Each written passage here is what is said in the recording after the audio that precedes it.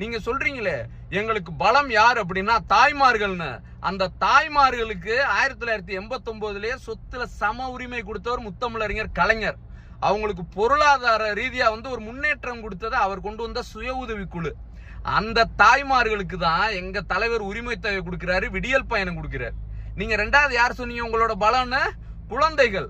அந்த குழந்தை பசியோட போய் பள்ளிக்கூடத்துக்கு போக கூடாதுன்றக்கா காலை சிற்றுண்டி கொடுத்த தலைமையா எங்க தலைவன். சரியா? இளைஞர்கள் சொல்றீங்களே நான் முதல்வன் புதுமை பெண்ணுன்னு, நண்பா நண்பீஸ் அப்படி எல்லாத்துக்கும் வாயளவுல இப்படி பேசிட்டு பிளாக்ல டிக்கெட் கொடுத்து ரசிகரை ஏமாத்துற மாதிரியான சில்லறத்தனம் பண்றவங்க நாங்க கிடையாது. சரியா விஜய்? அதே மாதிரி மதுரையில 10 தொகுதி பேர் சொன்னீங்கல்ல, உங்கள்கிட்ட சவாலாவே விடுறேன். அதாவது நீங்க உங்க கட்சிக்காரனை நிறுத்துறத விடுங்க, உங்களுக்கு தைரியம் துணிச்சல் இருந்துச்சுன்னா மதுரையில போட்டிடுங்க. மதுரை மக்கள் உங்களை எப்படி மண்ணக்கவ வைக்கிறாங்கன்றத மட்டும் பாருங்க. நன்றி.